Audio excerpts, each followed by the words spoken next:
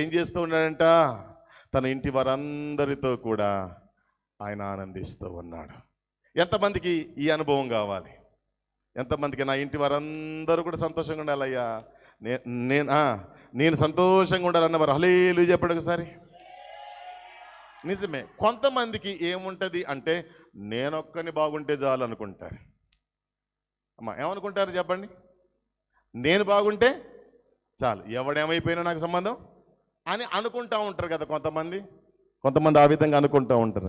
కానీ ఈ రోజున బైబిల్ ఏమంటూ ఉన్నది అంటే ఆయన అంట అతడు మాత్రమే కాకుండా అతని ఇంటి వారందరూ కూడా సంతోషంగా ఉన్నారంట. ఇది చాలా అరుదుగా ఇది కనపడేటటువంటి విషయమైంది. చాలా అరుదుగా, చాలా చాలా తక్కువ మంది ఇదిగో కుటుంబం అందరితో కూడా సంతోషించేటటువంటి వారు